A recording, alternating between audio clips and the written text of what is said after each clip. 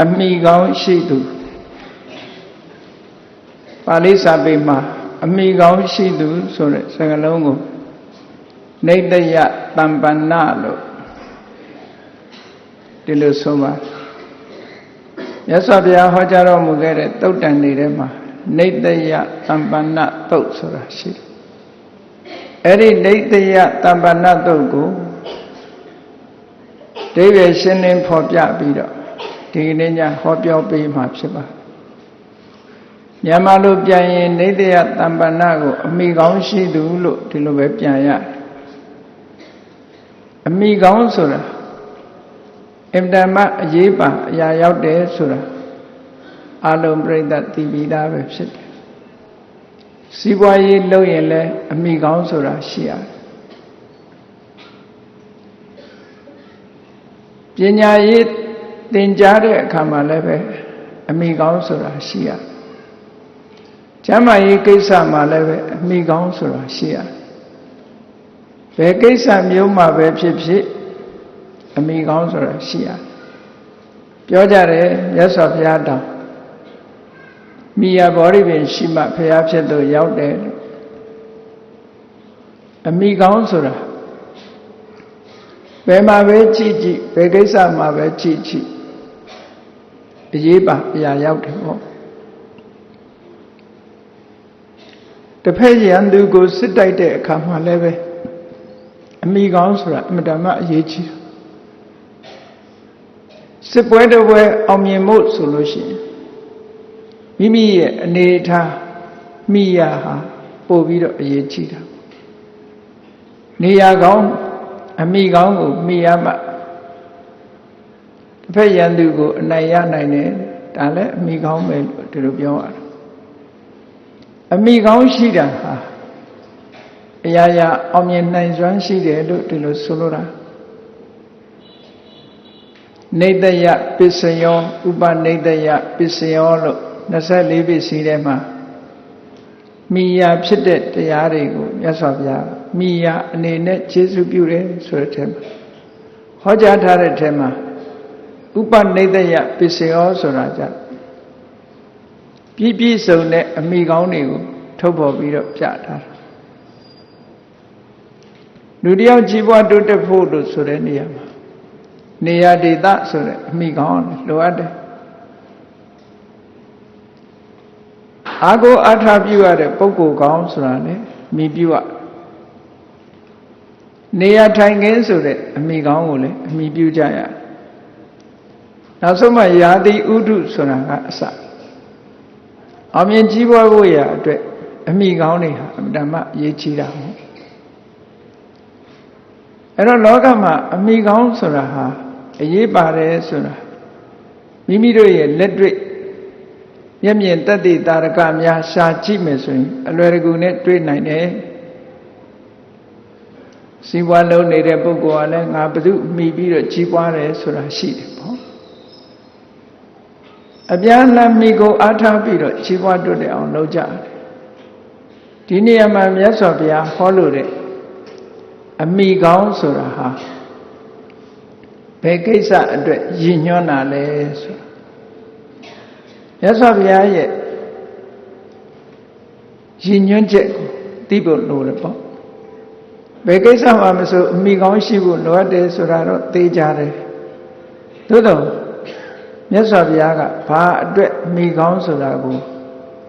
Tito Dama, Yinyon Topo Tada Le Luxury. Poido de Tiboade Maga, what and the drep. Good Yichi Zonu Surame, Kesa. Pale, Senachia. Good Yichi Zones on a Kesa Pale. Tigane Luwa Yabi Lucien Nijan. Dode Yichi Loa me Kesa, Behale. Tiwale Kaumo, Taniale Kaumo. Now so Tania Usega, Lumia Polo Sore. A Yetiji do Loa Mapale. Eri Megongo maybe a go, she tochia. Dode Yedichi Kaisanga, Siwaye la. Kami Siwaye look pure Bogorito. စီးပွားရေးအမိကောင်းရလို့စီးပွားရေးတွေတိုးတက်ပြီးအောင်မြင်ကြီးပွားပါတယ်တဲ့အဲ့ဒီလိုရှာဖွေလို့ရထားတဲ့စီးစိမ်ဥစ္စာတွေရဲ့အတိုင်းအတာဟာဘယ်နှစ်ခံစားရမှာလဲဘယ်နှစ်ဘဝခံစားရမှာလဲဆိုတာကိုစဉ်းစားကြည့်လိုက်စဉ်းစားကြည့်လိုက်လို့ရှင်စီးပွားရေးလောကမှာအောင်မြင်ကြီးပွားတယ်ဆိုတဲ့ပုဂ္ဂိုလ်တယောက်ဘဝတစ်ခုအဆုံးမသတ်ခင်လေးမှသာသူခံစားလို့ရတယ်နောက်ဘဝရောက်သွားတဲ့အခါကျတော့ဒီပစ္စည်းဥစ္စာတွေသူအကုန်ထားခဲ့ရတယ်ဆိုတာအလုံးအသိပဲเนาะဘယ်တော့ပဲကြီးပွားတိုးတက်ပြီးတော့လာခဲ့စေကမူစီးပွားရေးဟာအရေးကြီးဆုံးလို့တွက်ချက်မယ်ဆိုလို့ရှိရင်အဲ့ဒီစီးပွားရေးအရေးကြီးဆုံးဆိုလို့ရှိရင်စီးပွားရေးအောင်မြင်ပါပြီတဲ့စီးစိမ်ဥစ္စာယရနာရွှေငွေတွေပေါ်များပါတယ်တဲ့ဘယ်နှစ်လဲလူရဲ့တက်တန်းအနှစ်တရာတဲ့ကြော်ဖို့အမတန်မှခဲရနေပေါ့မသေးခင်အတော်အတွေ့လေးမှသာဒီပစ္စည်းဥစ္စာတွေကကိုပိုင်နေတာဖြစ်တယ်ဒါတောင်တည်တည်ချာချာပိုင်တယ်လို့ပြောနိုင်လားလို့ဆိုမပြောနိုင်ဘူးဘာဖြစ်လို့အခိအာဒရဏဘောကစီစဉ်ဥစ္စာဆိုတာအဖြက်မီးနဲ့လည်းပတ်သက်နေတယ်ဥဒကသာဒရဏဘောကအဖြက်ရည်တွေနဲ့လည်းပတ်သက်နေတယ်ရာဇသာဒရဏဘောကတိုင်းပြည်အုပ်ချုပ်တဲ့မင်းဆိုးရာဇာတွေနဲ့လည်းပတ်သက်နေသောရသာဒရဏဘောကတိတ်တဆိတ်ခိုးယူလူရမဲ့ပုဂ္ဂိုလ်တွေနဲ့လည်းပတ်သက်နေနောက်ဆုံးမိမိအိမ်မှာရှိတဲ့အပိယဒါယာဒသာဒရဏဘောကမုန်းစရာကောင်းတဲ့မလိမ်မိုးမလိမ်မာသာသမီဆိုတဲ့အမွေခံတွေနဲ့လည်းပတ်သက်နေတယ်ဆိုတော့ပစ္စည်းဥစ္စာပြက်ဖို့တွေကအများကြီးရှိတယ်ဒီထဲမှာကံတရားကထောက်ပံ့ထားသည့်အတွက်ကြောင့်စီးပွားဥစ္စာတွေတိုးတက်လာအဲ့ဒီတိုးတက်လာတဲ့စီးပွားဥစ္စာတွေဟာယထာကမ္မခယောဟောတိတဗ္ဗမေတံဝိနတတိတဲ့မြတ်စွာဘုရား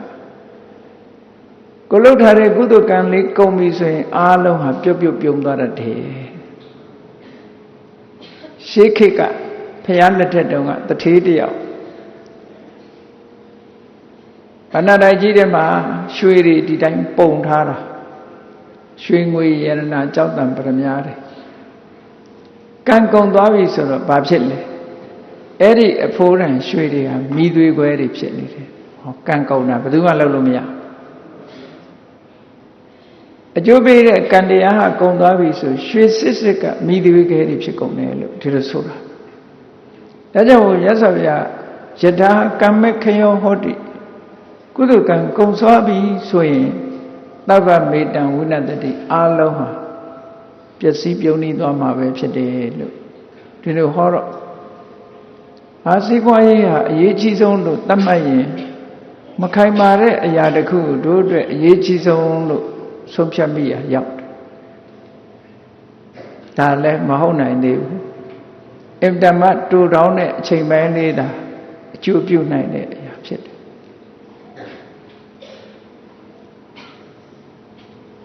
အဲ့တော့ဒီဖြင့်စဉ်းစားပြီးတော့ကြည့်တို့အတွက်အရေးကြီးဆုံးကဘာလဲအရေးကြီးဆုံးကဘာလဲအရေးကြီးဆုံးဆိုတာအနှစ်သာရအရှိဆုံးလည်းဖြစ်ရမယ်ခိုင်မာတဲ့အရာလည်းဖြစ်ရမယ်ဒီစည်းဥစ္စာဆိုတာခိုင်မာတဲ့အရာမဟုတ်ဘူးအနှစ်သာရရှိတဲ့အရာမဟုတ်ဘူးထို့တူပဲကိုယ်ခန္ဓာကိုယ်ကြီးဟာအရေးကြီးဆုံးလားလို့ဆိုရင်တော့လေခန္ဓာကိုယ်ကြီးမကြခင်ပဲပျက်စီးသွားတယ်သို့မဟုတ်မပျက်စီးခင်လည်းတဖြည်းဖြည်းယူရင်းလာတယ်အိုမင်းလာဒါလည်းခိုင်မာတာမဟုတ်အဲ့တော့ပစ္စည်းဥစ္စာလည်းမခိုင်မာဘူးကိုယ်ခန္ဓာကိုယ်လည်းမခိုင်မာဘူးနောက်ဘဝဆိုတာမပြောနဲ့ဒီဘဝတောင်မှပဲသိချတဲ့အရာတွေမဟုတ်ဘူးလို့ဆိုတော့ဒါတွေဟာအရေးကြီးလို့ရမယ့်ကိစ္စမဟုတ်ဘူးလို့ဆိုတာဆုံးဖြတ်ချက်ချလို့ရတယ်ဒါဖြင့်ဒီဘဝလည်းကောင်းနောက်ဘဝလည်းကောင်းဘဝဆက်တိုင်းကောင်းမှုကိုယ်တဏ္ဍမှာအရေးကြီးဆုံးအရာကဘာလဲလို့ဆိုရင်အကုသိုလ်တွေဖယ်ရှားဖို့နဲ့ကုသိုလ်တရားတွေတိုးပွားဖို့တဲ့ ဒီနှစ်ခုဟာအရေးကြီးဆုံးပဲလို့သူတို့ဆိုတာနော်အနိတ္တရအတွင်းချကြကြည့်လိုက်မယ်ဆိုလို့ရှိရင်အကုသိုလ်ဆိုတဲ့အရာတွေဟာမိမိရဲ့ရင်နဲ့နှလုံးထဲမှာဆွဲမိပြီးတော့ဖြစ်တတ်တဲ့အရာတွေပေါ်လာတတ်တဲ့အရာစိတ်ကိုဆွဲမိပြီးတော့ဖြစ်ပေါ်လာတတ်တဲ့အရာအဲ့ဒီအရာတွေဟာစိတ်ထဲမှာဖြစ်ပေါ်ပြီးတော့စိတ်ကိုပြန်ဒုက္ခပေးတဲ့အရာစဉ်းစားကြည့်လေဥပမာတစ်ခုကြည့်ပေါ့တန်ကြီးဆိုတာဘယ်ကဖြစ်လာတော့ဆိုတန်ကပဲဖြစ်တယ်တန်ကဖြစ်လာတဲ့တန်ကြီးဟာဘယ်သူ့ကိုဖြစ်စီလဲလို့ဆိုတန်ကိုပဲဖြစ်စီတယ်အဲ့သဘောလိုပဲ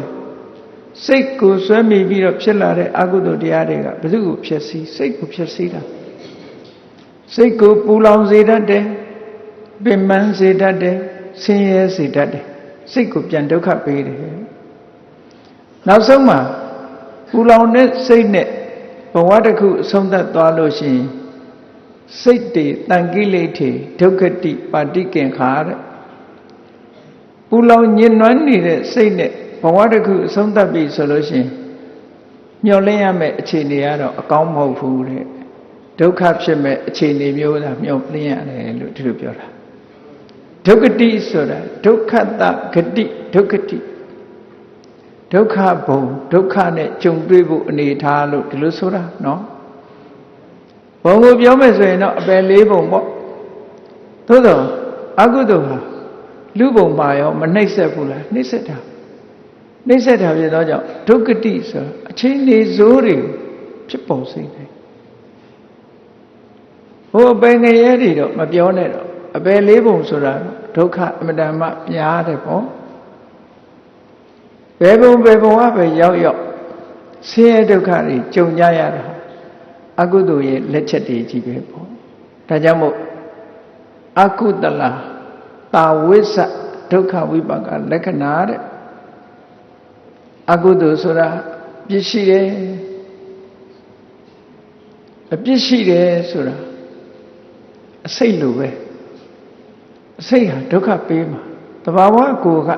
ပြစ်ရှိတယ်ကိုယ်ရင်နဲ့ဖြစ်လိုက်တာနဲ့တပြိုင်နဲ့ပြစ်ရှိယောဂဟာဘယ်ယောဂမှကောင်းတဲ့ယောဂလို့ရှိရမှာမဟုတ်တာနော်ကောင်းတဲ့ယောဂဆိုတာရှိမှမရှိဘူးမကောင်းတဲ့ယောဂတွေကြီးပဲယောဂဖြစ်လာလို့ရှိရင်လူကိုနှိမ့်ဆက်မှကြီးပဲအကုန်လုံးအဲ့ဒါလိုပဲအကုသိုလ်ဆိုတာကိုယ်ရင်နဲ့နှလုံးထဲမှာရောက်လာတယ်ဆိုတာကိုယ်တဏ္ဍာမှာယောဂတစ်ခုဖြစ်လာတာနဲ့အလားတန်တူနေတယ်ဒုက္ခပေးဖို့ရောက်လာတာကုညီဖို့ရောက်လာတာမဟုတ်ဘူးဒုက္ခပေးမယ်မသိခင်စိတ်ဆင်းရဲမယ်သိရင်ဒုက္ခဘုံကိုရောက်စေမယ်ဟောအကုသလသိခင်နဲ့အပြစ်တင်ခံရမယ်ဒီလူကမကောင်းဘူးဒီလူကမယိုသားဘူးဒီလူကလိန်တတ်တယ်ဒီလူကသူများပစ္စည်းမတရားလုပ်တတ်တယ်လို့ပြစ်တင်ပြောဆိုမှုတွေဟာလည်းပဲအကုသိုလ်အလုပ်တွေကြီးပဲအကုန်လုံးမကောင်းတဲ့အလုပ်တွေဘယ်သူမှချီးမွမ်းစရာမရှိပြစ်တင်စရာတွေကြီးပဲဒီလိုဆိုလို့ဒီလူကတော့ရက်သေးစားတောက်စားတယ်ဒီလူကတော့မူရစ်ဆေးဝါးစွဲနေတယ်နဲ့အပြစ်တင်စရာတွေအပြစ်တေးကြီးပဲအကုသိုလ်ဆိုတာလောဘဖြစ်လဲအပြစ်ပဲဒေါသဖြစ်လဲအပြစ်ပဲမောဟဆိုတာဖြစ်လာလဲအပြစ်ပဲ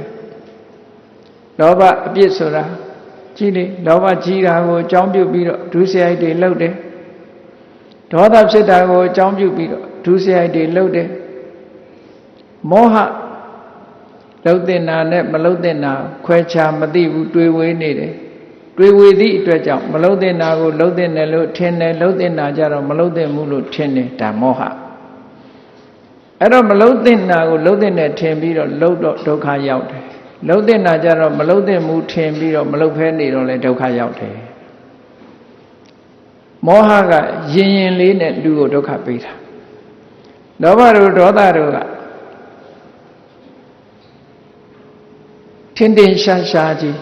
လူကိုဒုက္ခပေးတာအလုံးဟာဒုက္ခပေးတဲ့အရာတွေကြီးပဲပြည့်ရှိဒုက္ခဝိပါကလက္ခဏာဆင်းရဲဒုက္ခကိုဖြစ်ပေါ်စေတယ် တိုက်ရိုက်ထုတ်တဲ့အကျိုးကလည်းပဲဆင်းရဲဒုက္ခပဲသူ့ကိုအကြောင်းပြုပြီးတော့တတိတရန်းကြီးပါလာတာတွေကလည်းအကုသိုလ်တွေဇက်တိုက်ဖြစ်လို့ဆင်းရဲဒုက္ခဖြစ်ခြင်းအကြောင်းဘုရားမြတ်စွာကသုတ်တန်တစ်ခုမှာဟောထားတယ်လောဘောဒေါသောစမောဟစပုရိတံပါပစေတတံရုပ်ပါတဲ့စိတ်အခြေခံရှိတဲ့တရားဝါကိုလောဘကလည်းဖြည့်ဆည်းတယ်တဲ့ဒေါသကလည်းဖြည့်ဆည်းတယ်မောဟကလည်းဖြည့်ဆည်းတယ်စိတ်ကြီးအခြေအနေတစ်ခုဖြည့်ဆည်းသွားဘာနဲ့ဥပမာတူတုံးလို့ဆိုလို့ရှိရင်ဝါပင်ဆိုပါစို့ဝါပင်ဟာအသီးသီးတာနဲ့ဒီဝါပင်ဟာရှင်တန်မှုမရှိတော့သေတာပဲငပြောပင်လည်းအသီးသီးတာနဲ့ရှေ့မှာရှင်တန်မှုမရှိဘူးလမ်းဆုံးသွားသေတာပဲဝါပင်တို့နော်ငပြောပင်တို့ဆိုတာအသီးကအပင်ကိုပြန်ပြီးတော့တတ်တယ်ဖြည့်ဆည်းတယ်လို့ဒီလိုပြောတာနော်ဖလံဝေကတလေဟန္တိဖလံဝေလုံဖလံနလံနဲ့အသီးကအပြောပင်ကိုဖြည့်ဆည်းတယ်အသီးကဝါပင်ကိုဖြည့်ဆည်းတယ်အသီးကကျူပင်ကိုဖြည့်ဆည်းတယ်အသီးကပေပင်ကိုဖြည့်ဆည်းတယ်နော်ပေပင်ဆိုတာလေတခါတီးပြီးရင်တည်တော့တာပဲဖြည့်ဆည်းတာတွေပေါ့ဆိုလို့တာအဲ့ဒီတိုင်းပဲလောဘဒေါသမောဟဆိုတာတရားရရဲ့စိတ်ကိုမှီပြီးတော့ဖြစ်လာတဲ့ဒီတရားတွေဟာဘယ်သူကိုတတ်ဖြတ်လဲဘယ်သူကိုဖြည့်ဆည်းလဲလို့ဆိုမိမိဖြစ်ရာစိတ်ဓာတ်နဲ့ပုဂ္ဂိုလ်ဖြည့်ဆည်းပြတာတဲ့စိတ်ဓာတ်ကိုပျက်စီးစေတော့ပုဂ္ဂိုလ်ဟာနှိမ့်ချပြီးဒုက္ခရောက်သွားတာပဲပေါ့ဒီလိုဆိုလိုတာနော်ဘဝမှာနလမထူနိုင်လောက်အောင်ဒုက္ခပေးတာတော့အကုသိုလ်တွေပဲအဲ့ဒီအကုသိုလ်တရားတွေဖယ်ရှားဖို့အရေးဒီကိုယ့်ဘဝမှာအရေးကြီးဆုံးပဲလို့ဒီလိုမှန်ဒါတွေမဖယ်နိုင်သေးသမျှတော့သာဝရဘုရားသခင်ကိုဒုချိန်ချိန်ထောက်ပြီးတော့တောင်းဆိုနေတော့လဲဆုတောင်းနေတော့လဲဘယ်တော့မှပြည့်လာမှာလည်းမဟုတ်ဘူးတန်တရားဝဆင်းရဲကလွတ်ဖို့ဆိုတာလေဘယ်တော့မှဖြစ်လာမှာမဟုတ်ဘူးဒီအကုသိုလ်တွေရဲ့ဆွဲရနှိမ့်ဆက်ရကိုပဲခံပြီးတော့တန်တရားမှာဒီလိုသွားနေကြတန်ဝေကစိတ်ဓာတ်နဲ့ဒီကနေ့ခေတ်မှာတောရိုင်းတိရစ္ဆာန်တွေရဲ့ဘဝကိုတန်ဝေကစိတ်နဲ့နည်းနည်းလောက်ကြည့် Discovery Channel တို့နော် Wild Animal ဆိုတဲ့အကြောင်းတောရိုင်းတိရစ္ဆာန်တွေအကြောင်းရိုက်ထားတာတွေနည်းနည်းကြည့်လိုက်ဘလောက်ဒုက္ခဖြစ်ကြတယ်ဆိုတာစဉ်းစားကြည့်ပေါ့မြတ်စွာဘုရားကတိရစ္ဆာန်လောကကြီးတစ်ခုဘာနဲ့စကလုံးနှလုံးနဲ့နော်ဘယ်စကလုံးနှလုံးနဲ့အကျဉ်းယုံပြီးတော့တိရစ္ဆာန်လောကကြီးကိုဖော်ပြထားတယ်လေတရုပ်ဖော်ထားတယ်လေလို့ဆိုအညမညခာဓိကာဒုပ္ပလခာရိကာတိရစ္ဆာန်လောကကြီးကိုကြည့်လိုက်မယ်ဆိုရင်အချင်းချင်းတပ်ဖြတ်ပြီးစားနေကြတာတဲ့ဒါကတစ်ချက်ဒုပ္ပလခာရိကာအားနည်းတဲ့အကောင်ကိုအားကြီးတဲ့အကောင်ကတတ်စားနေတာတဲ့တကယ်ဟုတ်တာစားနေကြတာပဲလေရေထဲရောက်မိချောင်းကတတ်စားကုန်းပေါ်မှာခြင်သေးတွေကြားတွေကြက်သစ်တွေကတတ်စားနိုင်ရစားပြီးတော့ဆင်းရဲဒုက္ခရောက်နေကြအရှင်လက်လက်သွေးတန်ရဲရဲနဲ့ရန်သူရဲ့ပါးစပ်ထဲမှာအသက်ပြောက်ကြရတဲ့ဘဝတွေအဲ့ဒီဘဝမျိုးကိုဘယ်သူကတွန်းပို့တာတော့ဆိုရင်အခုပြောတဲ့လောဘဒေါသမောဟတွေတွန်းပို့လိုက်တာပဲအဲ့ဒီဘဝမရောက်ချင်ဘူးဆိုလို့ရှိရင်အခုပြောတဲ့အကုသိုလ်တွေဖယ်ဖို့ဟာသိအရေးကြီးနေတယ်ဒီအကုသိုလ်တွေကိုမဖယ်နိုင်သေးသမျှအဲ့ဒီဘဝကလွတ်မှာမဟုတ်ဘူးဒီလိုဆိုလိုတာနော်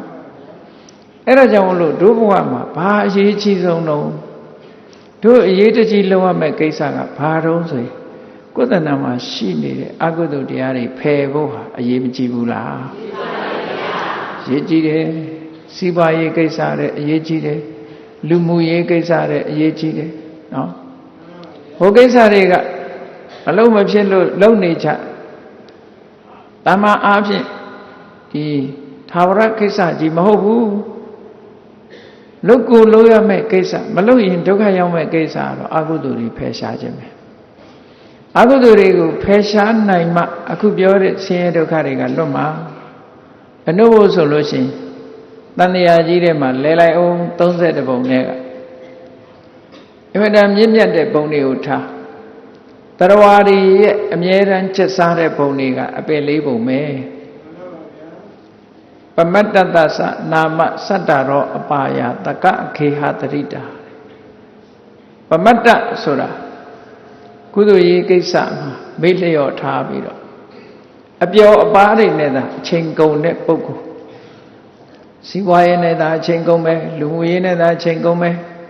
တခြားအရေးကိစ္စတွေနဲ့အချိန်ကုန်ပြီးတော့စိတ်ထဲနှလုံးထဲမှာကုသိုလ်ဖြစ်ဖို့အချိန်အခွင့်မသာတဲ့ပုဂ္ဂိုလ်တွေပမတ္တအဲ့ဒီမေ့လျော့နေတဲ့ပုဂ္ဂိုလ်အဖို့စတ္တရောအပါယငရဲတရိစ္ဆာန်ပြိတ္တာလို့ဆိုတဲ့ငရဲတရိစ္ဆာန်ပြိတ္တာအတုရကယ်လို့ဆိုတဲ့အပယ်4ပုံဟာတကကေဟတရိတာကိုယ်ပိုင်အိမ်ကြီးပဲတဲ့ဆိုလို့ကိုယ်ပိုင်အိမ်နဲ့တူတယ်ဘလို့တူတာတော့ဆိုရင်အေးဘယ်သွားကိုယ်အိမ်ကိုပြန်ရတာကြီးပဲလေကိုယ်အိမ်ကိုပြန်တာပဲတရားပွဲလာဘယ်ပြန်မှာတော့အိမ်ပြန်မှာပဲနိုင်ငံခြားသွားဘယ်ပြန်အိမ်ပြန်မှာပဲအဲ့တော့အခုလူပုံလာကြလူပုံရောက်နေဘယ်ပြန်မှာတော့အိမ်ပြန်ရမှာပဲပေါ့ဒီလိုဆိုလို့တာနော်အဲ့တော့အိမ်ပြန်မဲ့လမ်းပေါက်တွေကိုပိတ်ဆို့ပြဖို့လိုတယ်လမ်းကြောင်းတွေကိုပိတ်ထားမှမပိတ်ရင်အဲ့ဒီလမ်းပေါ်ပြန်လျှောက်နေအောင်မှာပဲအချိန်ချင်းထထလျှောက်နေတော့အဲ့ဒီလမ်းကမျက်စိမိတ်သွားရုံနဲ့တောင်ဖြောင်းဖြောင်းတန်တန်ရောက်တော့မှသိကြတယ်ကိုကအဲ့ဒီလမ်းလျှောက်နေတာကိုရှောင်မမသိလျှောက်နေကြအေးဒါကြောင့်မို့လို့အကုသိုလ်တွေရှိနေသေးလို့ရှိရင်တော့တကယ်ကိုကြံခံပြီးတော့ဈေးကြီးပေးပြီးဝယ်ထားစရာတောင်မလိုရောက်သွားမှသိကြတယ်နေရာကောင်းကောင်းရမှသိကြတယ်အဲ့ဒီမှာနော်အကုသိုလ်တွေရှိနေလို့ရှိရင်နေရာကောင်းကောင်းရလူပြေတာလာပြီးတော့မြေတွေကျင်းပွားနေကြတာငရဲပြေမှာအဲ့ဒါလို့အငင်းပွားစရာလည်းမရှိဘူးအဲ့ဒါရှိတဲ့လူကမြေဝယ်ထားအောင်မယ်ဆိုအဝီစီးကမြေတော့ဘယ်သူမှသွားဝယ်မှာမဟုတ်ဘူးเนาะအဲ့ဒါလို့အကုသိုလ်ရှိတဲ့ပုဂ္ဂိုလ်တွေအဖို့တော့ဟိုမှာအစင်တဲ့တကခေဟာကိုယ်အိမ်ကဆောက်เสียတောင်မလို့ဆောက်ပြီးသားဖြစ်တယ်ဒီလိုဆိုလို့လားပေါ့ကိုယ်နဲ့အနိစ္စဆုံးတိရစ္ဆာန်ဘုံတွေကိုပဲကြည့်လိုက်တော်ရိုင်းတိရစ္ဆာန်တွေရဲ့ဘဝအဲ့ဒီမကြည့်ခြင်းဘူးဆိုလို့ရှိရင်မြို့ရဲရွာတဲ့ကိုမျက်စိအောက်တင်မဲ့ကြက်ကလေးတွေချိုးချီစောက်ထိုးဆွဲသွားတာတွေဝက်တွေကျိုးနဲ့တုပ်ပြီးနော်မော်တော်ဆိုင်ကပေါ်တင်သွားတာတွေခဏခဏတွေ့တာပဲနွားတွေတတ်ကွင်းကိုခေါ်သွားတာတွေတို့ဟောအဲ့ဒါလိုဒုက္ခတွေဘယ်သူကဖန်တီးပေးနေတာတော့ဆိုအကုသိုလ်ကဖန်တီးပေးနေတာဒါဖြင့်အဲ့ဒီလိုဘဝမျိုးကိုကြောက်တယ်ဆိုလို့ရှိရင်အဲ့ဒီဘဝကိုတွန်းပို့တတ်တဲ့အကုသိုလ်ပိုကြောက်ရမှာပေါ့အဲ့ဒါတွေကိုအကုသိုလ်တွေကိုဖယ်ရှားဖို့အလုပ်ဟာအမှန်တမ်းအရေးကြီးတယ်ဒါဖြင့်အကုသိုလ်ကိုဘယ်လိုနည်းနဲ့ဖယ်ရှားမှာတော့ဆိုရင်ကုသိုလ်တရားကိုပွားများအထောက်ပြီးအကုသိုလ်ဖယ်ရအမှောင်ကိုဖယ်ခြင်းရင်အလင်းနဲ့ပဲဖယ်လို့ရတယ်လေအကုသိုလ်ကိုဖယ်ခြင်းလို့ရှိရင်လည်းအကုသိုလ်ကိုတက်တက်ဖယ်လို့မရဘူးကုသိုလ်နဲ့ပဲဖယ်လို့ရတယ်ရေကြောင့်ဖြစ်တဲ့အညစ်အကြေးကိုဆေးခြင်းရေနဲ့ပဲဆေးရမိမိဝတ်ထားတဲ့အဝတ်အစားတွေပေးရနေလို့ရှိရင်ရေတို့ဆပ်ပြတို့နဲ့တန့်စင်ပေးရတယ်ပေါ့အဲ့ဒါလိုပဲကုသိုလ်ကောင်းမှုနဲ့သာလျှင်ဒီအညစ်အကြေးတွေဆေးကြောပြစ်လို့ရတယ်ဒါကြောင့်မို့မြတ်စွာဘုရားကဒီနှစ်ခုအမြဲတမ်းတွဲဖက်ပြီးတော့ဟောထားတယ်အကုသိုလ်ဖယ်ဖို့နဲ့ကုသိုလ်တိုးပွားဖို့ကုသိုလ်ကိုတိုးပွားအောင်လုပ်ခြင်းဖြင့်အကုသိုလ်တရားတွေကိုဖယ်ရှားဖို့ဆိုတာဟာအရေးကြီးဆုံးပဲဒီကိစ္စလူတိုင်းအတွက်အရေးကြီးဆုံးအလုပ်ဟာဒါပဲမြတ်စွာဘုရားဆိုတာဟောပြဒ ဒီအချက်ကိုဒါတွေဟာရေးကြည့်တယ်ဒါတွေလုံးကြလို့ဆိုတာကိုမြတ်စွာဘုရားကထောက်ပြတယ်လေတပ္ပပပ္ပတအကရဏအကုသိုလ်တွေမလုံးနဲ့ကုသလတုပတံ္ပရာကုသိုလ်မှန်သမျှပြည့်စုံအောင်လုပ်တဲ့ဟောထောက်ပြထားတာဘာဖြစ်လို့တော့ဆိုအရေးကြီးလို့အဲ့ဒီအရေးကြီးတဲ့အကုသိုလ်ကိုဖယ်ရှားခြင်းကုသိုလ်တရားတွေမိမိတဏ္ဍာမှာဖြစ်ပွားခြင်းဆိုတဲ့ဒီကိစ္စတို့အတွက်အရေးကြီးဆုံးပဲအဲ့ဒီအရေးကြီးတဲ့ကိစ္စကိုဆောင်ရွက်ဖို့အတွက်အမိကောင်းလို့တယ်လို့ဒီလိုပြောတယ်စီးပွားရေးအတွက်အမိကောင်းဆိုတာတဘဝတခဏအစာပဲဖြစ်တယ်ပညာရေးအမိကောင်းဆိုတာလည်းတဘဝတဏ္ဍစာပဲဖြစ်တယ်ကျမ်းမာရေးအမိကောင်းဆိုတာလည်းတဘဝစာပဲဖြစ်တယ်ဟောအကုသိုလ်ကိုဖယ်ပြီးတော့ကုသိုလ်တွေတိုးပွားဖို့ဆိုတဲ့ဒီကိစ္စအတွက်အမိကောင်းကြတော့မတ္တမအရေးကြီးတယ်လို့သူပြောတယ်အဲ့ဒါအတွက်မြတ်စွာဘုရားကနိဒယတမ္ပန္နဆိုတဲ့တုတ်ကိုဟောတာဒီလိုဟောတဲ့နေရာမှာမြတ်စွာဘုရားကရဟန်းတော်တစ်ပါးရဲ့မိဂုံးကိုဖြည့်ဆိုတဲ့အနေနဲ့ဟောတာမြတ်စွာဘုရားရဲ့တပည့်တာဝကတွေကယဟန်တော်တစ်ပါးဘုရားထံချဉ်ကပ်ပြီးတော့အခုလိုအကုသိုလ်ကိုဖယ်ဖို့ကုသိုလ်တရားတွေတိုးပွားဖို့လို့ဆိုရင်အမိကောင်းနဲ့ပြည့်စုံတဲ့ပုဂ္ဂိုလ်လို့ဆိုတာဘယ်လိုပုဂ္ဂိုလ်မျိုးကိုဆိုရမှာတော့ဘုရားဘယ်အတိုင်းတာနဲ့မှအမိကောင်းရှိသူလို့ပြောနိုင်ပါသလဲဆိုမေကွန်းသူမေးတာနော်မြတ်စွာဘုရားကိုလျှောက်တယ်နေတယတမ္ပန္နောနေတယတမ္ပန္နောတိဗန္တေဝုစတိအရှင်ဘုရားတဲ့နေတယတမ္ပန္နအမိကောင်းနဲ့ပြည့်စုံသူနေတယတမ္ပန္နအမိကောင်းနဲ့ပြည့်စုံသူလို့ဒီလိုပြောပါတယ်တဲ့ကိတ္တဝတ္တနုခောဗန္တိဘိက္ခုနေတယတမ္ပန္နောဟောတိဘယ်အတိုင်းတာနဲ့မှယဟန်တော်တစ်ပါးဟာအမိကောင်းနဲ့ပြည့်စုံသူလို့ဆိုနိုင်ပါသလဲသူ့မိကွန်းလေးကဒါမေးတာနော်အဲ့ဒီမှာမြတ်စွာဘုရားကအကုသိုလ်တွေကိုဖယ်ဖို့ကုသိုလ်တရားတွေတိုးတက်ဖို့ဆိုတယ်အမိကောင်းဆိုတာကိုမြတ်စွာဘုရားက၅မျိုးဟောထားတယ်အဲ့ဒီအမိကောင်း၅မျိုးဟာအရေးကြီးတယ်ပေါ့အဲ့ဒီ၅မျိုးကဘာတယ်လို့ဆိုလို့ရှိရင်တတ္ထာတဲ့ယုံကြည်မှုဟိရိတဲ့မကောင်းမှုဒုစရိုက်ကရှက်မှုဩတ္တပတဲ့မကောင်းမှုဒုစရိုက်တွေကလမ်းကြောင်းမှုဝီရိယကြိုးစားအထောက်မှုနဲ့ပညာအမှန်ကန်ခွဲခြားသိမြင်မှုဟောဒီ၅ခုဟာအရေးကြီးဆုံးပဲလို့ဆိုအမိခေါင်းအကုသိုလ်တွေကိုဖယ်ခြင်းနဲ့ဘုန်းကြီးတို့တို့ရဲ့တဏ္ဍာမှာအကုသိုလ်တွေရှိနေတယ်အဲ့ဒီရှိနေတဲ့အကုသိုလ်တွေကိုဖယ်ရှားခြင်းနဲ့စွန့်ပစ်ခြင်းနဲ့ဘာလို့อ่ะကုသိုလ်တွေရခြင်းနဲ့ဘာလို့อ่ะလဲဘာကိုအမိပြုပြီးတော့လုပ်อ่ะဘာနဲ့လုပ်อ่ะအဲ့ဒီအတွက်ရသော်ဗျာဟောအေးမိမိတို့ဝတ်ထားတဲ့အဝတ်တစ်ခုညင်နွမ်းနေတယ်ဆိုရင်ဘာနဲ့လုပ်อ่ะလဲဆိုဟောလူတွေသိကြဘာနဲ့လုပ်อ่ะရေနဲ့ဆပ်ပြားနဲ့သူတို့လျှော်ကြနော်6လျှော်တဲ့အဝတ်လည်းရှိသေးတာပေါ့နော်တခုနဲ့ဒီလိုပဲသူနီလန်းစနစ်တကျညစ်ပေနေတဲ့အရာကိုဒီလိုလျှော်ကြဖွတ်ကြအေးအကုသိုလ်ဆိုတဲ့အရာတွေကစိတ်ထဲမှာလွှမ်းမိုးပြီးတော့ညှဉ်းနှွမ်းနေတယ်ဆိုလို့ရှိရင်ဘာနဲ့လျှော်ရေနဲ့ဆပ်ပြာနဲ့မရဘူးနော်ရေနဲ့ဆပ်ပြာနဲ့ရလို့ရှိရင်အခုစီတွေထဲမှာဆပ်ပြာတုပ်တွေထည့်ထားတာဆိုတော့အဲ့ဒီစီစားတာနဲ့ပဲဗိုက်ထဲမှာအကုသိုလ်တွေကုန်လောက်ပါပြီနော်အခုခေတ်မှာစားစီတွေထဲမှာဆပ်ပြာတုပ်တွေထည့်တယ်လို့ကြားတယ်အတော်နဲ့ဆပ်ပြာတုပ်နဲ့သာတန်ရှင်းမဲ့ဆိုရင်ဗိုက်ထဲမှာတော်တော်တန်ရှင်းနေလောက်ပြီနော်အဲ့တော့ဒီအကုသိုလ်ဆိုတာတွေကိုဘာနဲ့လျှော်ဖွတ်ကြမလဲလို့ဆိုတဲ့အခါတရားကိုအမိပြုပြီးတော့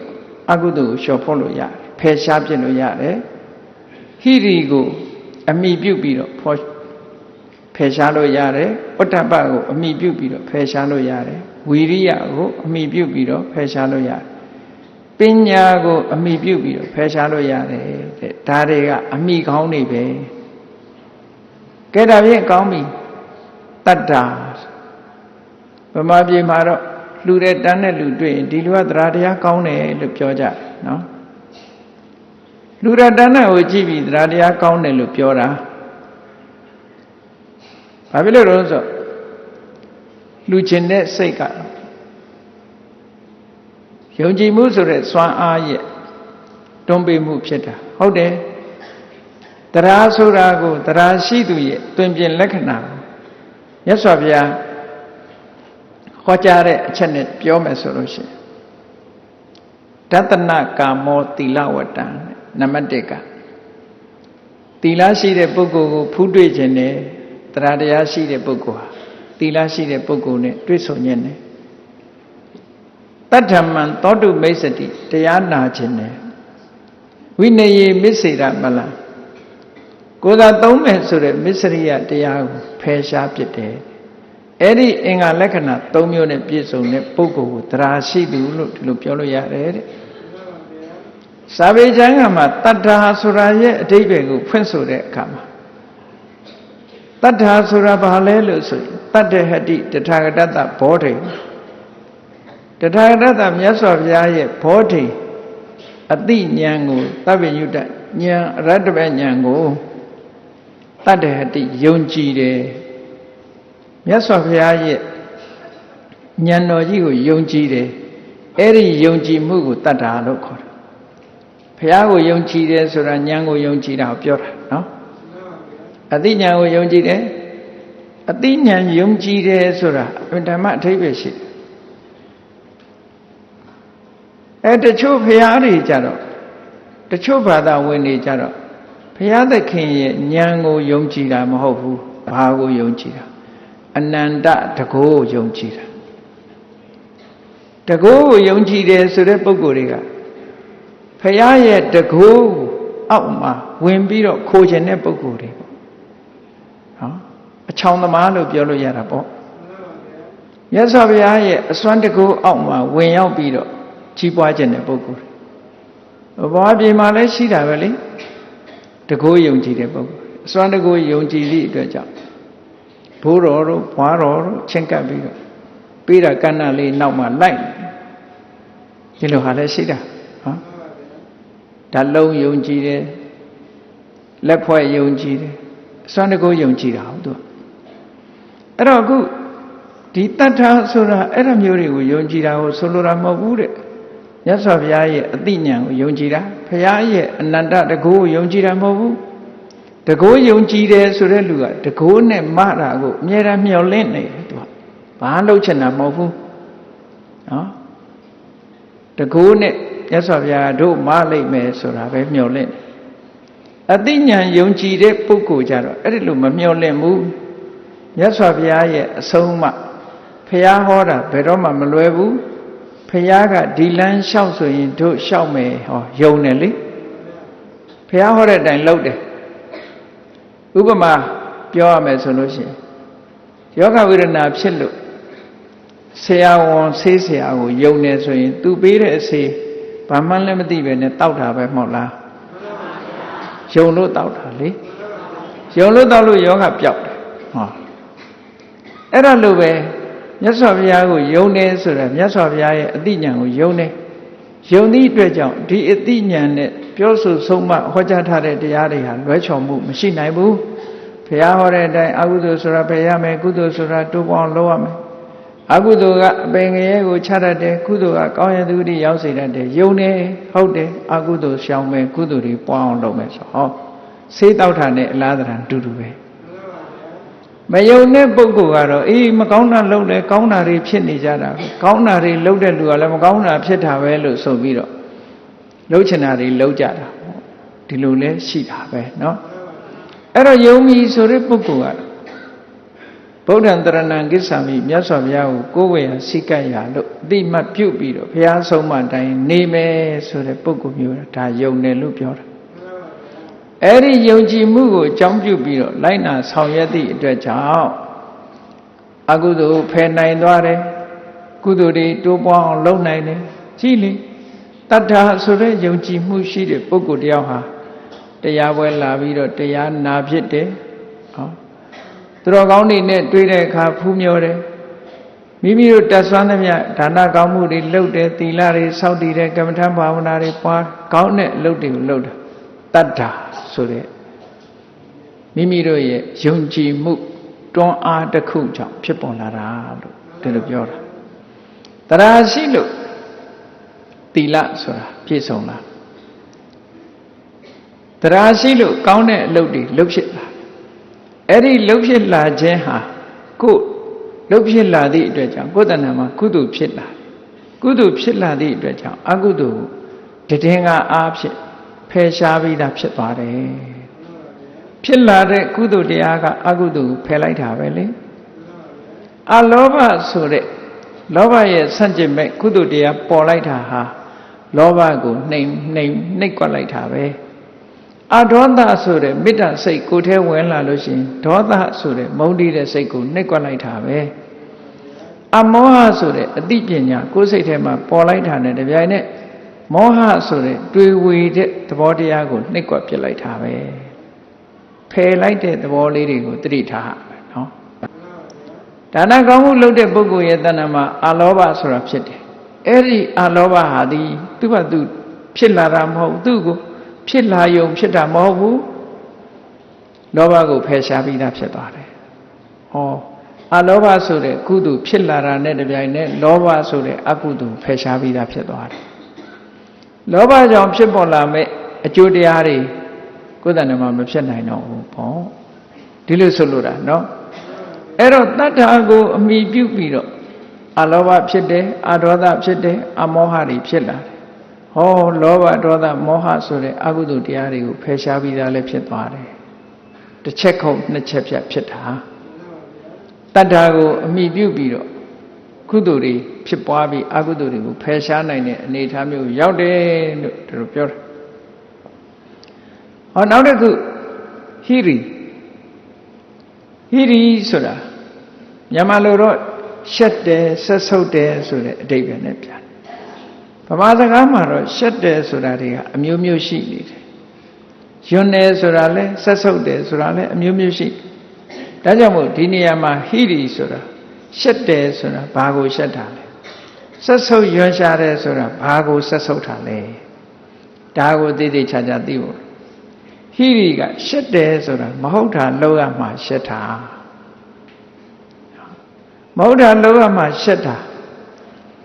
ကိုနော်မကောင်းတဲ့စိတ်တွေမွေးရမှရှက်တယ်ကာယဒုစရိုက်ကိုယ်နဲ့မဟုတ်တာလုပ်တာဝစီဒုစရိုက်နှုတ်နဲ့မဟုတ်တာပြောတာမနောဒုစရိုက်စိတ်ထဲကမဟုတ်တဲ့အတွေးတွေတွေးတာအဲ့ဒီဒုစရိုက်တွေကရှက်တယ်တနည်းအကုသိုလ်တွေဖြစ်မှရှက်တယ်အဲ့ဒီအကုသိုလ်တွေဖြစ်တာကိုယွန်းမုန်းတယ်လို့ဆိုတာကိုဟိရိလို့ခေါ်တာတခြားရှက်မှုတွေနဲ့မဆိုင်ဘူးလို့ပြောတာဥတ္တပဆိုတာတော့လက်နဲ့ကြောက်တယ်လက်နဲ့ကြောက်တယ်ဆိုတာဘာကိုလန့်ပြီးဘာကိုကြောက်တာလဲတစီကြောက်တာလားနော်ခြောက်တဲ့လူကခြောက်လိုက်လို့လန့်သွားတာလားမွေမြင်လို့လန့်တာလားဒါမျိုးမဟုတ်ဘူးနော်ဥတ္တပဆိုတာဒုစရိုက်အကုသိုလ်တွေလန့်နေတဲ့ဒုစရိုက်အကုသိုလ်တွေဖြစ်မှကြောက်တယ်ဟောကိုယ်တဏ္ဍာမှာအကုသိုလ်တွေဖြစ်မှကြောက်တယ်အဲ့ဒီကြောက်ရွံ့မှုကဥတ္တပလို့ဒီလိုခေါ်တယ်လက်နံနဲ့ကြောက်တာဒီနှစ်ခုကတဘာဝတရားချင်းအကုသိုလ်ကရှောင်တယ်ဆိုတဲ့အနေအထားမှာတော့သွားတူးတယ်သို့တော့အတွေးအမြင်ချင်းအဖြစ်ကွဲပြားခြားနာတယ်ဟိရိဆိုတာကိုယ်သိက္ခာကိုထိန်းတဲ့အနေနဲ့ရှက်တာဥတ္တပဆိုတာကိုယ့်ရဲ့ပတ်ဝန်းကျင်ကိုလေးစားပြီးကြောက်လန့်တာဟောနှစ်ခုရှိတယ်နော်ဘာပဲဖြစ်ဖြစ်အကုသိုလ်ကရှက်ဖို့ကြောက်ဖို့လန့်ဖို့ပါပဲအဲ့ဒီတရားနှစ်ပါးဟာဘယ်တော့မဆိုတွဲဖက်ပြီးတော့နေကြတယ်အရှက်နဲ့အကြောက်ဒီနှစ်ခုကအရှက်မဲ့တယ်အကြောက်မရှိဘူးအကြောက်လန့်မရှိဘူးဆိုတဲ့ပုဂ္ဂိုလ်တရားကုသိုလ်အကုသိုလ်ကုသိုလ်တရားတွေဖြစ်ပွားဖို့အမှန်တမ်းခဲရင်တယ်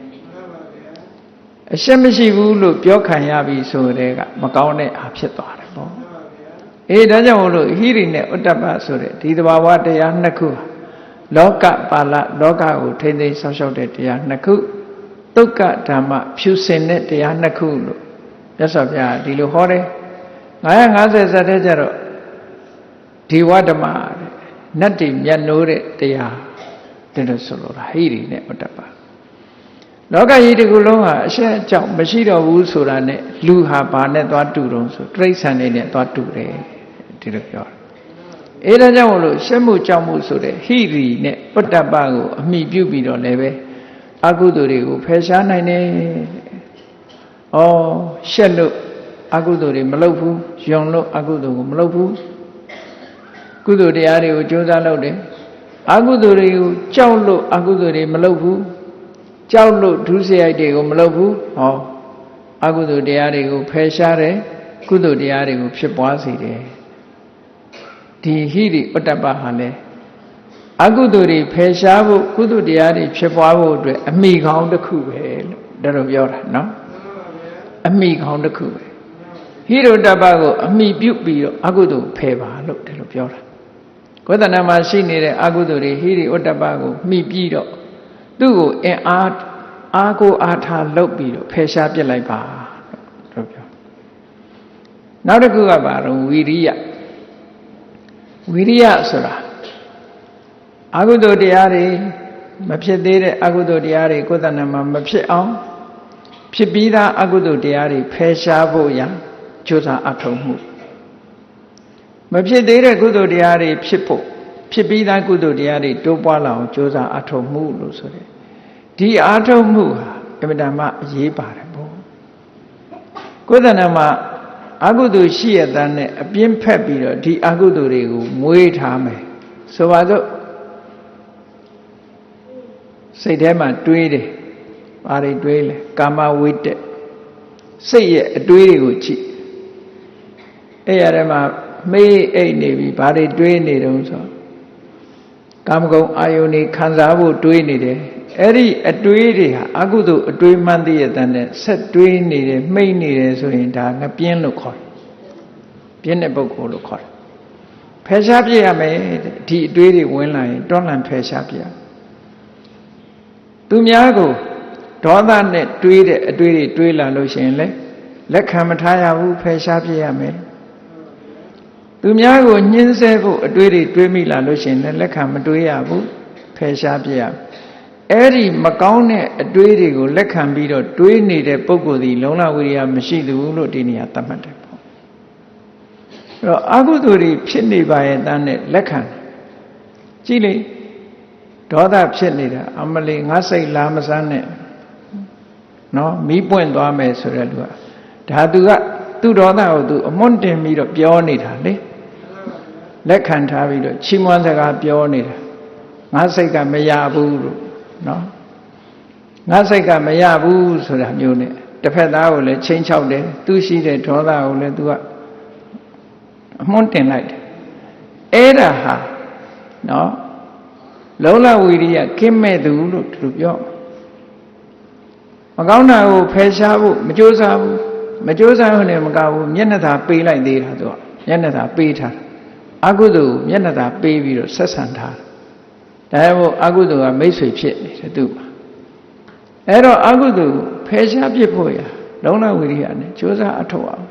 စွန့်ရင်တတ္တိအပြည့်ဖယ်ရှားနိုင်ရမယ်ကုသိုလ်တွေတိုးပွားလာအောင်ကြိုးစားရမယ်လို့ဒီလိုဆိုတာနော်အဲ့ဒါကြောင့်မလို့အကုသိုလ်တွေဖယ်ရှားဖို့ဆိုတာကြိုးစားမှုကအမှန်တမ်းအရေးပါတယ်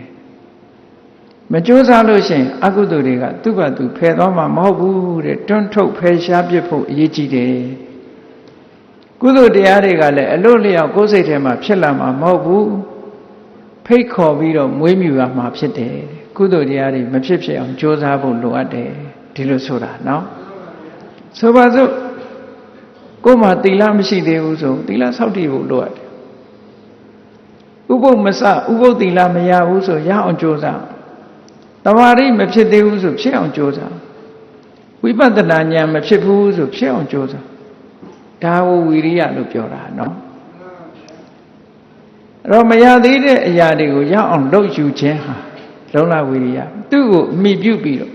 မဖြစ်သေးတဲ့သီလကုသိုလ်တွေဖြစ်လာတယ်သီလကုသိုလ်ဖြစ်လာခြင်းသည် ဒုတ်တိလျာလို့ဆိုတဲ့သီလပြက်ပြားစေတတ်တဲ့အကုသိုလ်တွေကိုဖယ်လိုက်တာပဲမဖြစ်သေးတဲ့တမာတိတွေကိုယ်တဏ္ဍာဖြစ်အောင်လှုပ်ခြင်းသည်ဥဒိစ္စစတဲ့စိတ်လေလွင့်နေတဲ့အကုသိုလ်တွေကိုတွန်းလှန်ပစ်ခြင်းပဲဖြစ်တယ်မဖြစ်သေးတဲ့ပညာကိုယ်တဏ္ဍာမှာဖြစ်အောင်လှုပ်ခြင်းသည်မောဟဆိုတဲ့တွေ့ဝေတဲ့တရားကိုဖယ်ရှားပစ်ခြင်းပဲဖြစ်တယ်အဲ့ဒါဝီရိယရဲ့စွမ်းပကားဝီရိယကိုအမိပြုပြီးတော့အကုသိုလ်တွေဖယ်ရှားပြီးကုသိုလ်တရားဖြစ်ပေါအောင်လုပ်ခြင်းပဲဒါဟာလည်းအမိကောင်းတစ်ခုပဲလို့ဒီလိုပြောတယ်နောက်တစ်ခုကတော့ပညာအသိပညာကိုအမိပြုပြီးတော့ဒါကတော့အမြဲတမ်းစွမ်းထက်ဆုံးပဲ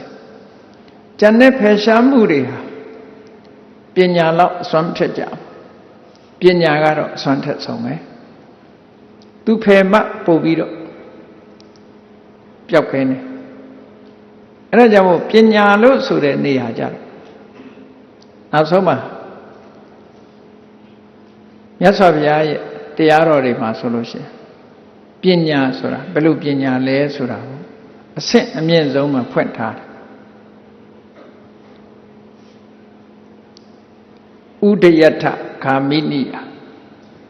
ဖြစ်မှုပြက်မှုကိုသိတဲ့ပညာမျိုးဟောအဖြစ်ပြက်ကိုသိတဲ့ပညာမျိုးအရိယာယနိဗ္ဗေဒိကယကိလေသာတွေကိုဝေးကွာအောင်လုပ်နိုင်တယ်နိဗ္ဗေဒိကကိလေသာအဆိုင်ခဲတွေကိုဖြတ်ခွဲပြစ်နိုင်တယ်ဖောက်ခွဲပြစ်နိုင်တယ်တမ္မာဒုက္ခခယဂာမိမှန်ကန်တဲ့နိလန်းနေနဲ့ဒုက္ခကိုအဆုံးသတ်အောင်လုပ်နိုင်တယ်ဆိုတဲ့ပညာမျိုးဒီလိုဆိုလိုတာနိဗ္ဗေဒဆိုတာကိလေသာတွေကိုဖောက်ခွဲနိုင်တာဘယ်သူလဲလို့မေးလို့ရှိရင်မက်ပညာကိုပြောတာတမ္မာဒုက္ခခေယဂာမိနိယဒုက္ခတွေအဆုံးသတ်အောင်လုပ်တယ်ဆိုတော့ဘယ်ပညာတုံးဆိုမက်ပညာဥရိယထဂာမိနိဖြစ်မှုပြက်မှုကိုသိတဲ့ပညာဆိုတာဘာပညာတုံးဆိုဝိပဿနာပညာကိုပြောတာအဲ့ဒီဝိပဿနာပညာမက်ပညာတို့ကိုအမိပြုပြီးတဲ့အခါမှာအကုသိုလ်တွေကိုဖယ်ရှားနိုင်တယ်ကုသိုလ်တွေတိုးပေါအောင်လုပ်နိုင်တယ်လို့ဒီလိုပြောတာဒါကတော့အစွမ်းထက်ဆုံးပဲအစွမ်းထက်ဆုံးပဲဒါကြောင့်မို့လို့ပညာဆိုတာကိုမဂ္ဂင်၈ပါးတဲ့ကြတော့တမ္မာဒိဋ္ဌိဆိုပြီးတော့မြတ်စွာဘုရားဟောတာအမှန်မြင်မှုပညာလို့ပြောတာအဲ့ဒီပညာဆိုတဲ့အမိကောင်းကိုအမိပြုပြီးတော့နော်အကုသိုလ်တွေကိုဖယ်လိုက်တယ်ကုသိုလ်တိုးပေါအောင်လုပ်လိုက်တယ်ကုသိုလ်တိုးပေါအောင်လုပ်လိုက်တယ်အဲ့ဒီပညာနဲ့ဖယ်လိုက်တဲ့အကုသိုလ်တွေဟာတခါတည်းအပြီးသက်ဖယ်ရှားပြီးခြင်းဖြစ်တယ်ဟောမဲ့ပညာနဲ့ဖယ်မယ်ဆိုရင်တခါတည်းအပြီးသက်တရားမှာလည်းပဲထို့တူပဲမယုံကြည်မှုကြောင့်ဖြစ်ပေါ်လာတဲ့အကုသိုလ်တရားတွေသို့မဟုတ်ယုံကြည်မှုကင်းမဲ့ခြင်းကြောင့်ဖြစ်ပေါ်လာတဲ့အတ္တတိယအကုသိုလ်တရားတွေကိုတရားနဲ့ဖယ်လိုက်တယ်အဲ့ဒီတရားဟာဝိပဿနာဉာဏ်နဲ့ရှင်တွဲလာတဲ့တရားရှိတယ်မက်စိတ်နဲ့ရှင်တွဲလာတဲ့တရားရှိတယ်ဖို့စိတ်နဲ့ရှင်တွဲလာတဲ့တရားရှိတယ်အဲ့ဒီဝိပဿနာဉာဏ်နဲ့ရှင်တွဲလာတဲ့ဝိပဿနာနဲ့ရှင်တွဲလာတဲ့တတ္ထာကအကုသိုလ်ကိုဖယ်တယ်ဆိုတာတည်ငါနေနဲ့ဖယ်တယ်မက်နဲ့ဖယ်ပြီဆိုရင်သမုတ်စေတဖြတ်တောက်ဖယ်ရှားလိုက်တာဖို့နဲ့ဖယ်ရှားပြီဆိုတဲ့အခါကျတော့မယုံကြည်မှုအလုံးကိုထပ်မံညှိမ့်သက်ပြီးတော့ဖယ်ရှားတာကိုပဋိပတ္တိပဟာနာနဲ့ဖယ်တာလို့ဒီလိုနားလည်ရပေါ့ဟိရိဝတ္တပဆိုတာလဲကြည့်အရှက်မဲ့ခြင်းအကြောင်းလန့်မရှိခြင်းကြောင့်ဖြစ်ပေါ်လာမဲ့အကုသိုလ်တွေကိုဝိပဿနာနဲ့ရှင်တွဲလာတဲ့ဟိရိတရားကတည်ငါအပြင်ဖယ်ရှားပြစ်တယ်မဲ့ပညာမဲ့နဲ့ဖို့နဲ့မဲ့စိတ်ဖို့စိတ်မှာရှင်ပြီးတော့ဖြစ်ပေါ်လာတဲ့ဟိရိတရားဝတ္တပတရားကအဟိရိကအနတ္တပဆိုတဲ့အကုသိုလ်တွေဘယ်တော့မှမဖြစ်အောင်တွန်းလှန်ဖယ်ရှားပြစ်လိုက်တယ်ဒီအဆင့်ထိအောင်မြတ်စွာဘုရားဟောတာနော်ဝိရိယဆိုတဲ့ဒီစွမ်းအားဟာဝိရိယကင်းမဲ့မှုဆိုတဲ့ကောသစ္စဆိုတဲ့ပြင်းထူခြင်းကြောင့်ဖြစ်ပေါ်လာတဲ့အကုသိုလ်တရားတွေကိုဝိပဿနာနဲ့ရှင်တဲ့ဝိရိယကတည်ငါအားဖြင့်ဖယ်ရှားလိုက်တယ်မက်စိတ်နဲ့ရှင်တဲ့ဝိရိယဖို့စိတ်နဲ့ရှင်မက်စိတ်နဲ့ရှင်တဲ့ဝိရိယကအဲ့ဒီအကုသိုလ်တရားတွေကို ဖြတ်တောက်ဖယ်ရှားအကျွမ်းမဲ့ဖယ်ရှားတယ်ဖိုလ်စိတ်နဲ့ရှင်တဲ့ဝိရိယကဝိရိယမရှိခြင်းကြောင့်ဖြစ်ပေါ်လာတဲ့အကုသိုလ်တရားတွေကိုနှိမ့်သက်ပြီးတော့ဖယ်ရှားတယ်လို့ဟောဖယ်ရှားမှုအသီးသီးနဲ့ဒီလိုဖယ်ရှားပြလိုက်တာအဲ့ဒီဖယ်ရှားပြီးခြင်းဟာအပြီးသက်ဖယ်ရှားပြီးခြင်းမဲ့နဲ့ဖယ်ရှားခြင်းဒီနောက်ထပ်ဖယ်ရှားမရှိအောင်ပြီးသက်ဖယ်ရှားခြင်းဖြစ်တယ်လို့ဒီလိုပြောတာအဲ့ဒီထဲမှာတရားနဲ့ဖယ်တာပဲဖြစ်ဖြစ်ဟိရိနဲ့ဖယ်တာပဲဖြစ်ဖြစ်ဥတ္တပနဲ့ဖယ်တာပဲဖြစ်ဖြစ်ဝိရိယနဲ့ဖယ်တာပဲဖြစ်ဖြစ်တတ္ထာဟိရိဥတ္တပဝိရိယတို့ကိုအမိပြုပြီးတော့ဖယ်ရှားမှုတွေဟာပညာနဲ့ဖယ်ရှားတာတော့အစွမ်းမထက်ဘူးတဲ့နော်ပညာနဲ့ပညာကအဓိကဖြစ်သည့်အတွက်ကြောင့်ပညာနဲ့ဖယ်ရှားခြင်းဟာသာလေအပြီးသက်ဖယ်ရှားခြင်းဖြစ်တယ်လို့မြတ်စွာဘုရားဒီသုတ်တံမှာဒီလိုဟောထားတယ်နော်တံဟိတဘိက္ခုနောအကုတလံပဟိနံဟောတိတုတ်ပဟိနံယန္တအရိယာယပညာယဒိဋ္ဌဝါပစဟတိအရိယာမက်နဲ့ရှင်တဲ့ပညာနဲ့မြင်ပြီးတော့ဖယ်ရှားလိုက်တဲ့ဖယ်ရှားမှုကသာလဲနောက်ထပ်ဖယ်ရှားစရာမရှိတဲ့အကောင်းဆုံးဖယ်ရှားမှုဖြစ်တယ်လို့ဟောတတ္တာဟိရိဥတ္တပဝိရိယပညာလို့ဆိုတဲ့မိမိရဲ့တဏ္ဍမှာရင့်တန်အောင်တိဆောက်ထားတဲ့ဒီတရား၅မျိုးကိုအမိပြုပြီးတော့အကုသိုလ်တွေကိုဖယ်ရှားဖို့အလုပ်ဟာမိမိရဲ့ဘဝမှာအရေးကြီးဆုံးအလုပ်ဖြစ်တယ်အကုသိုလ်တွေကိုမဖယ်နိုင်သေးလို့ရှိရင်ဒီဘဝအဆုံးသတ်တာနဲ့တပြိုင်နက်နောက်ဘဝဆိုတာမျက်စိမှိတ်ပြီးတော့ကြည့်လိုက်ကြောက်เสียကြီးပဲနော်ဘာနဲ့ဥပမာတူတော့ဆိုခြိုက်ကြီးကလည်းခြိုက်ကြီးအမှောင်ကြီးကလည်းအမှောင်ကြီးအောက်မှာဘာတွေရှိမှန်းလည်းမသိဘူးဟောအဲ့ဒီမှောင်းနေတဲ့ခြိုက်ကြီးထဲမှာမွေတွေရှိသလားဆူးညောင်းတွေရှိသလားဘာမှမသိဘူးအဲ့ဒီလိုမှောင်မဲနေတဲ့6ကဘာကြီးတဲ့ခုံဆင်းရတာလို့ပဲသိတယ်ဆိုတာအဲ့ဒီထဲခုံဆင်းလိုက်ရင်မွေနဲ့လည်းတွေ့မှာပဲဆူးညောင်းခလုတ်တွေနဲ့လည်းတွေ့မှာပဲအန္တရာယ်မျိုးစုံတွေနဲ့ကြုံတွေ့ရတယ်ဒီဘဝသိလိုက်တယ်ဆိုတာနောက်ဘဝဘာနဲ့ပေါ်လာမှမသိတော့အောင်မှောင်မဲနေတဲ့အနေအထားကြီးပဲလို့ဒီလိုပြောမှာနော်အဲ့ဒီလိုထဲမှာပုရုဇဉ်တွေကြတော့မြတ်စွာဘုရားဟောထားတယ်လေဝိနိပါတဓမ္မောတဲ့ကိုယ့်ရဲ့ဆန္ဒမပါပဲနဲ့ရောက်သွားမှာပဲအေးငရဲမကြခြင်းပဲနဲ့ကြာသွားမှာပဲတရိစ္ဆာန်မဖြစ်ခြင်းလည်းဖြစ်သွားမှာပဲပြိတ္တာမဖြစ်ခြင်းလို့လည်းမရဘူးဖြစ်သွားမှာအဲ့ဒါကိုဝိနိပါတလို့ခေါ်တယ်ကိုယ့်ရဲ့စိတ်ဆန္ဒဘာတစ်ခုမှမဟုတ်သောတာပန်ဖြစ်သွားပြီအကုသိုလ်တွေဖယ်လိုက်နိုင်ပြီဆိုတဲ့အခါကျတော့အဝိနိပါတဓမ္မောကိုယ်ဆန္ဒမရှိတဲ့နေရာမရောက်တော့ဘူးတဲ့ဒီလိုဆိုလိုတာနော်အမောင်ကြီးတဲ့ခုံဆင်းတာမဟုတ်ဘူးတိတိတသာတဘဝကိုတက်လှမ်းတာဖြစ်တယ်ပေါ့မြင်နေရပြီကိုသွားမဲ့ခရီးကိုမြင်ရတယ်ဟောသောတာပန်ဖြစ်သွားရင်အဝိနိပါတဓမ္မသူရဲ့တဘာဝကိုဆန္ဒကင်းမဲ့ပြီးတော့အမောင်နဲ့ခုံချရတဲ့အနေအထားမျိုးမဟုတ်တော့ဘူးဘာဖြစ်လို့အကုသိုလ်တွေကိုဖယ်လိုက်နိုင်လို့ပဲဒီလိုဆိုတာเนาะအေးကောင်းပြီအခုလို့တတ္တာဟိရိဥတ္တပဝိရိယပညာလို့ဆိုတဲ့ဒီအလွန်ကောင်းမြတ်တဲ့ဒီတရား၅ပါးကိုအမိပြုအဲ့ဒီပေါ်မှာကြံ့ကြံ့ခံယက်တည်ပြီးတော့ကြံ့ကြံ့ခံယက်တည်ပြီးတော့ဘယ်လိုနေရမလဲဘာတွေလုပ်ရမလဲဘယ်လိုနေရမလဲလို့ဆိုတဲ့အခါဒါတွေကိုဖယ်ရှားလိုက်ပြီးယဟန္တာဘဝမျိုးရောက်သွားပြီဆိုတဲ့အခါမှာဘယ်လိုအနေအထားမျိုးရောက်သွားလဲလို့ဆိုရင်အရိယာသူတော်စင်ဘဝရောက်သွားတဲ့အခါမှာသင်္ခါယေကံပฏิသေဝတိအခြေအနေ၄ရာဖြစ်ပေါ်လာဘာကိုအမိပြုဘာကိုအသုံးပြုသမျှပညာနဲ့ဆင်ញင်ပြီးမှအသုံးပြုတယ်မသိဘဲနဲ့လှုပ်တာတခုမှမရှိဘူးအသိဉာဏ်နဲ့လှုပ်တယ်လို့ဒီလိုပြောတာเนาะကိုအသုံးပြုပြီဆိုလဲအသိဉာဏ်နဲ့ပဲအသုံးပြုတယ်ဒါတခုသင်္ခါယေကံအထိဝါသေတိသိခံရတဲ့အရာတွေဒီသိခံရတဲ့အရာတွေကိုလည်းအသိဉာဏ်နဲ့ပဲသိပြီးတော့သိခံတယ်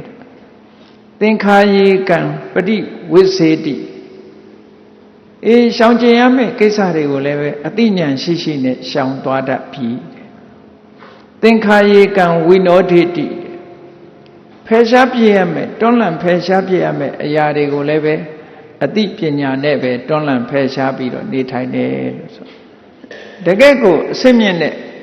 အနေအထားမျိုးကိုအရိယသူတော်စင်ဘဝရောက်သွားပြီလို့ဒီလိုဆိုလိုတာเนาะအဲ့ဒါလို့ဒီတရား၅ပါးကိုအမိပြုပြီးတော့အဲ့ဒီပေါ်မှာကြံ့ကြံ့ခံထားပြီးတော့ဒီအခြေအနေ၄မျိုးနဲ့နေထိုင်သွားပြီဆိုရင်တကယ်မြင့်မြတ်ဖြစ်စဉ်တဲ့အရိယပုဂ္ဂိုလ်ဖြစ်လို့လုပ်เสียလုပ်ငန်းတွေပြီးလို့ကိုယ်ဘဝအစေးလေးနေနိုင်တဲ့အနေအထားမျိုးရောက်ပါတယ်တဲ့အဲ့ဒီလိုရောက်နိုင်ဖို့အတွက်အမိခေါင်းဆိုတာရှာရမယ်လို့ဒီလိုပြောတာเนาะဒါကြောင့်မို့တရားချက်ခင်သူတော်စင်ပြိဿအပေါင်းတို့ဘုရားမြတ်စွာဟောကြားတော်မူခဲ့တဲ့နေတ္တယတမ္ပဏတုတ်အကုသိုလ်တွေကိုဖယ်ရှားနိုင်ဖို့ကုသိုလ်မှန်သမျှမိမိတဏ္ဍာမှာပြည့်စုံအောင်လုပ်ဖို့ဆိုတဲ့အမိကောင်းဖြစ်တဲ့တရားစွမ်းအားတွေဟိရိဝတ္တပဆိုတဲ့စွမ်းအားတွေဝိရိယဆိုတဲ့စွမ်းအားပညာဆိုတဲ့စွမ်းအားတွေထက်မြက်လာအောင်တို့တွေပြုစုပြောထောင်ခြင်းဖြင့်ဒီစွမ်းအား၅မျိုးကိုအမိပြုပြီးတော့အကုသိုလ်တွေကိုအပြည့်အတ်ဖယ်ရှားဖို့ကုသိုလ်တရားတွေကိုလည်းအပြည့်အတ်ပွားများအထောက်ဖို့အလုတ်သီးတာနဲ့တို့ဘဝအတွက်အရေးကြီးဆုံးအလုပ်ဖြစ်တယ်လို့ကိုယ်စီသဘောကျပြီးဘုရားမြတ်စွာရဲ့အဆုံးအမအတိုင်းလိုက်နာကျင့်သုံးတော်မူနိုင်ကြပါစေကုန်သတည်း